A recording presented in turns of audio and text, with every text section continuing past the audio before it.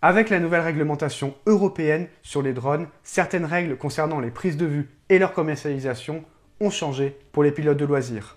Mais ce n'est pas pour autant qu'il ne faut pas effectuer certaines démarches et aujourd'hui je vais tout vous expliquer, que vous soyez pilote pour le loisir ou professionnel n'ayant pas de brevet de télépilote. Et je vais même vous guider pas à pas pour effectuer votre déclaration de prise de vue. Et ça, vous le savez, c'est juste après le générique. Allez, c'est parti!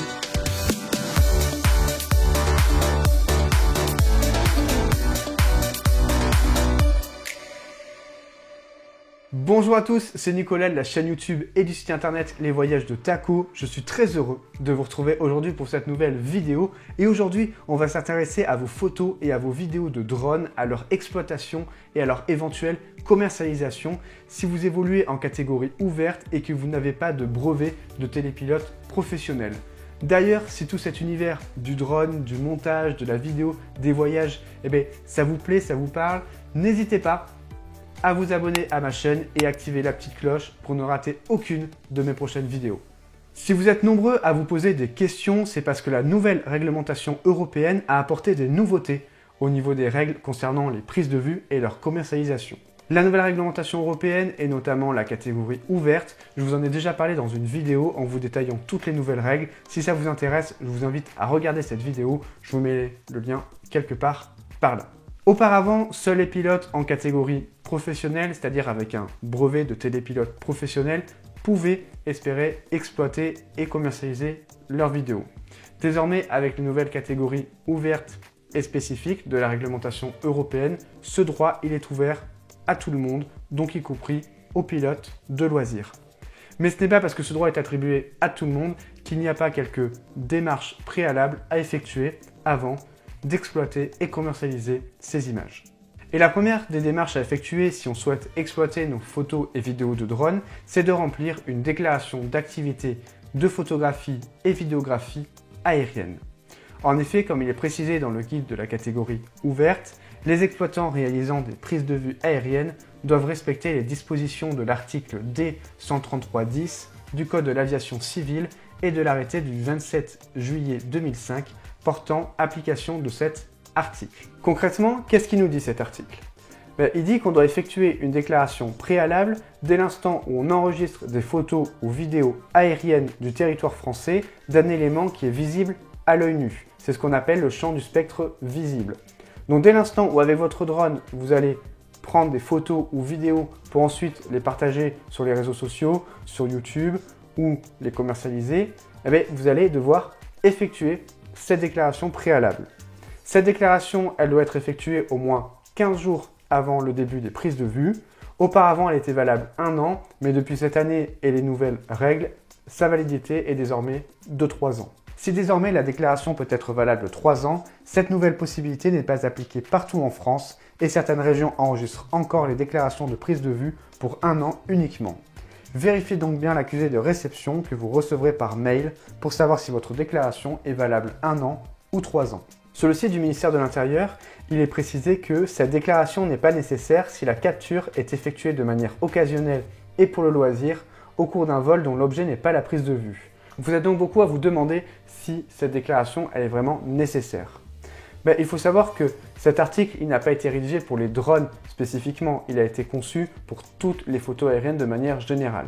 Si par exemple au cours d'un voyage, vous prenez un vol en hélicoptère pour survoler une région et que là, vous prenez quelques photos pour avoir des souvenirs du paysage, à ce moment-là, on va estimer que le vol il était occasionnel pour vous à des fins de loisirs et que l'objet du vol, ce n'était pas la prise de vue, c'était l'aspect touristique du moment. Et là, donc, vous n'allez pas faire une déclaration de prise de vue pour les photos que vous avez prises depuis l'hélicoptère à ce moment-là.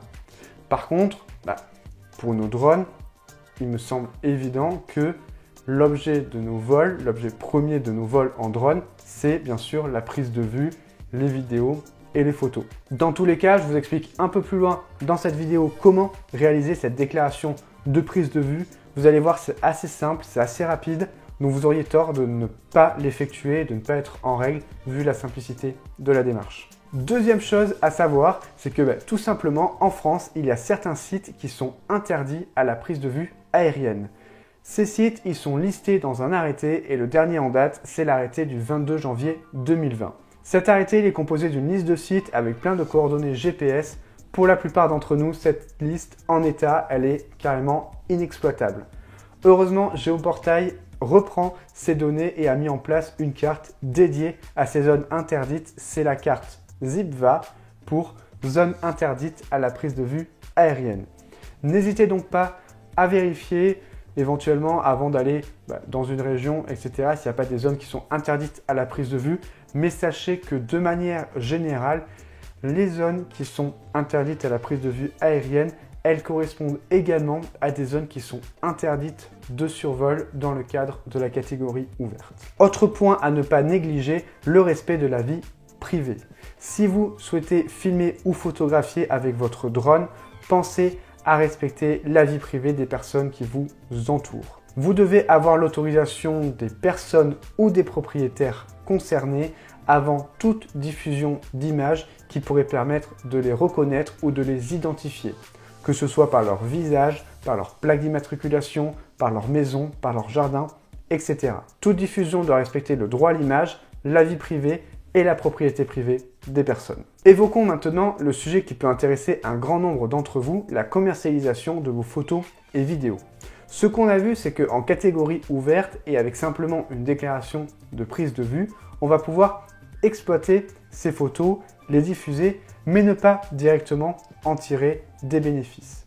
En fait, dès l'instant où vous allez souhaiter commercialiser vos photos et vidéos de drone, c'est-à-dire en tirer un bénéfice, que ce soit en vendant une prestation, en monétisant vos vidéos sur YouTube, en vendant vos photos ou vidéos sur Adobe Stock, vous devez avoir un statut professionnel avec une structure pour pouvoir déclarer les revenus que vous touchez. Vous pouvez par exemple opter pour un statut d'auto-entrepreneur. Mais ce n'est pas tout, puisque la réglementation, elle impose à tout professionnel utilisant un drone dans le cadre de son activité de souscrire à une responsabilité civile couvrant les dommages causés aux tiers. Actuellement, la plupart des responsabilités civiles professionnelles, elles s'adressent surtout aux pilotes pour des scénarios pro, donc qui ont un brevet professionnel. Mais certaines assurances comme Air Courtage commencent à s'adapter à la nouvelle réglementation et proposent des responsabilités civiles pro dédiées à la catégorie ouverte, donc pour des pilotes qui n'ont pas forcément de brevet. Passons à présent à la partie mise en pratique de cette vidéo. Je vais vous expliquer pas à pas comment remplir et envoyer votre déclaration de prise de vue aérienne dans le cadre de la catégorie ouverte, que vous soyez pilote juste pour le loisir ou que vous souhaitiez commercialiser vos images. Cette déclaration, elle passe par le CERFA 12546 que vous devez envoyer par mail à la DSAC de votre région en envoyant en plus quelques pièces justificatives. Vous pouvez télécharger le CERFA 12546 depuis le site du service public. Je vous mets le lien dans la description de cette vidéo. Il s'agit d'un PDF saisissable, c'est-à-dire que vous pouvez directement remplir les champs sur votre ordinateur comme si c'était un formulaire. Tout d'abord, dans la partie déclarant, vous allez renseigner toutes vos informations personnelles et vous pouvez éventuellement indiquer votre numéro de SIRET si vous êtes un professionnel, c'est-à-dire que vous allez souhaiter commercialiser ensuite vos images. Dans la section exploitant de l'aéronef, vous pouvez ressaisir les mêmes informations personnelles que précédemment. Pour le type de licence du pilote, vous mettez loisir, catégorie ouverte. Le numéro d'exploitant, vous n'en avez pas en tant que pilote de loisir, donc vous pouvez au choix soit ne rien mettre, soit mettre votre numéro d'enregistrement que vous avez obtenu sur le site d'Alpha Tango, celui qui commence par FRA. Vous êtes obligé d'en avoir un puisque dès l'instant où votre drone pèse plus de 150 grammes ou est équipé d'une caméra, vous êtes obligé de vous enregistrer en tant qu'exploitant sur le site d'Alpha Tango et donc avoir un numéro d'exploitant qui commence par FRA. Je vous ai fait un article dédié à ce sujet sur mon site et pareil, je vous mets le lien là-haut si ça vous intéresse. Dans État de Délivrance, vous indiquez France. Ensuite, dans la section aéronef, vous indiquez la marque et le modèle de votre drone. Par exemple, pour moi, c'est le DJI Mavic Air 2. Et pour la marque d'immatriculation, vous indiquez le numéro de drone si vous l'avez enregistré. Dans mon cas, je ne l'ai pas enregistré puisqu'il n'est pas obligatoire d'enregistrer le DJI Mavic Air 2 puisqu'il pèse moins de 800 grammes. Enfin, dans la section renseignements divers, vous avez simplement à renseigner le secteur géographique concerné par les prises de vue dans lequel vous indiquez France et vous pouvez laisser les autres champs vides. Vous terminez en datant et signant le document. En plus de votre CERFA, vous devez joindre à votre mail la copie de votre pièce d'identité ou de votre titre de séjour. Vous pouvez également y joindre la déclaration d'enregistrement d'exploitant que vous obtenez sur le site d'Alpha Tango si jamais vous avez souhaité renseigner votre numéro d'enregistrement d'exploitant, celui qui démarre par FRA. Ensuite, une fois que votre mail il est prêt avec les pièces justificatives, vous n'avez plus qu'à l'envoyer à la DSAC de votre région. Sur le site du ministère, vous allez trouver toutes les régions avec les coordonnées correspondantes. Pareil, dans la description, je vous mets le lien vers cette page où vous allez trouver votre région de rattachement et les coordonnées auxquelles envoyer votre mail. En fonction de la DSAC dont vous dépendez, vous pouvez recevoir un accusé de réception sous quelques jours confirmant la bonne prise en compte de votre demande. Cet accusé de réception, il vous indiquera notamment si votre déclaration elle est valable 1 an ou 3 ans. Alors avant de conclure cette vidéo, je voulais vous parler des limites d'exercer en tant que professionnel dans la catégorie ouverte. Parce qu'en effet, depuis le début de l'année qu'il y a ces nouvelles règles, il y en a plein qui se sentent pousser des ailes et qui se disent génial, même si je ne passe pas mon brevet de pilotage, je vais pouvoir réaliser des prestations, des mariages, vendre mes images, etc. Il faut faire quand même attention, tout ceci, même si c'est autorisé de commercialiser ces images, ça reste dans le cadre de la catégorie ouverte. C'est-à-dire que vous allez devoir respecter toutes les règles de la catégorie ouverte et notamment rester dans les zones qui sont autorisées de vol. Ces zones, elles sont quand même assez restreintes en catégorie ouverte et vous n'avez notamment pas le droit de voler en agglomération sauf accord du propriétaire, et si vous avez l'accord du propriétaire, vous devez bien rester dans les limites de sa propriété et ne pas dépasser une hauteur assez raisonnable. De plus, si vous souhaitez proposer des prestations et offrir des images de qualité, vous allez devoir vous tourner vers des drones avec un bon capteur photo et vidéo, c'est-à-dire à minima un DJI Mavic Air 2, voire même un DJI Mavic 2 Pro.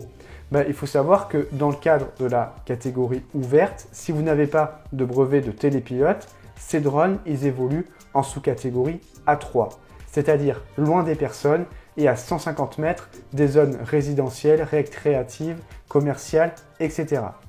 Donc ça veut dire adieu les mariages, adieu les films où on peut filmer des groupes de personnes, pas de survol, etc. Ça limite quand même assez le champ d'action si vous souhaitez réaliser des prestations. Donc si pour votre activité professionnelle, vous souhaitez avoir plus de souplesse, ne pas vous sentir bridé par ces règles de la catégorie ouverte, vous serez obligé de passer une formation pour devenir télépilote professionnel. Voilà, vous avez désormais toutes les clés en main pour exploiter vos photos et vos vidéos de drone. Si vous avez des questions, des remarques, n'hésitez pas à les mettre en commentaire pour qu'on continue à échanger sur ce sujet. En attendant, je vous souhaite de bons vols avec vos drones et on se retrouve très vite pour une prochaine vidéo. Allez, ciao!